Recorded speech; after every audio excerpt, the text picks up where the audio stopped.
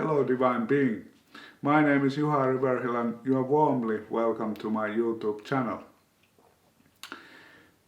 Today I'm going to speak about the challenges of the ego. They are pretty heavy sometimes. So our ego can be really cunning and it can be really sly, but it also is really wicked.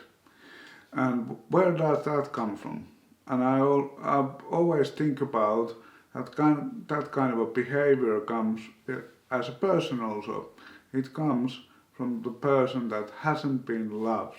So that when you get connection to your inner child, your ego, and accepting it, you get respect. And when you get respect from your inner child or from your ego, then it also starts to listen to you. And then the channel opens up between you, the relationship. Then you start to relate with your inner child or your ego. And when we do that, then after that, it's wise to keep the boundaries and give boundaries to your ego or the teenager in your household. Now when you have gained the trust between you and your ego, then you can start to teach your ego.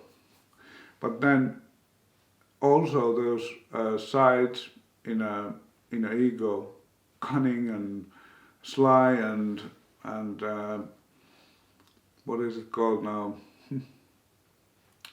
And also when when you start to get the connection with your ego, then you can start to develop your ego. But those challenges that we are having are coming from that your ego hasn't been loved, accepted, and then ego will start to change. Our personalities start to change when we are not loved. Then we are starting to find the ways that we get love.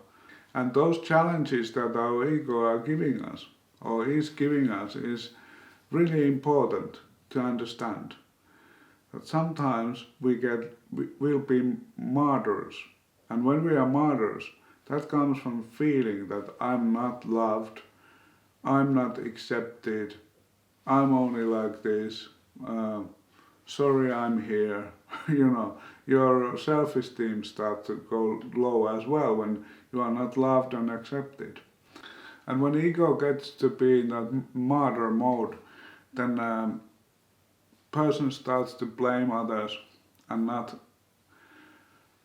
be able to find the relationship between you and your ego so that you can keep responsibility and you can carry your own responsibility. What is the greatest responsibility to human being? Well, it is us that we accept what we have done, but also forgive oneself that what we have done.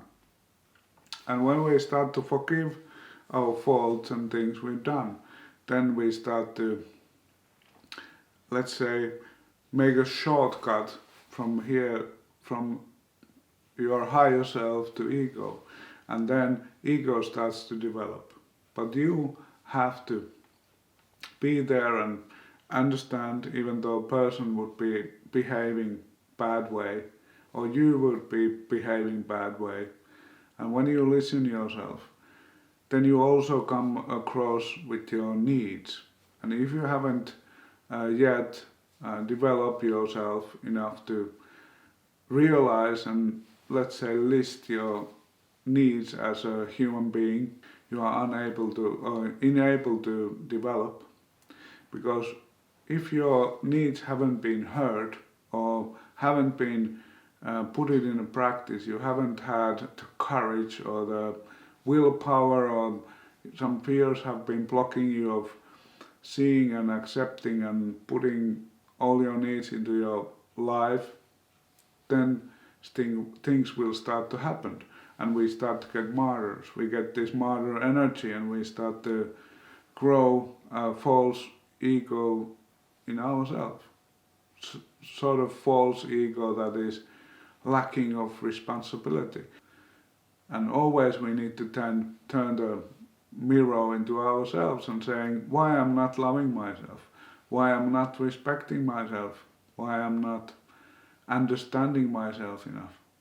And when you start to understand and love yourself, your ego's behavior goes better and better, and you start to develop as a human being.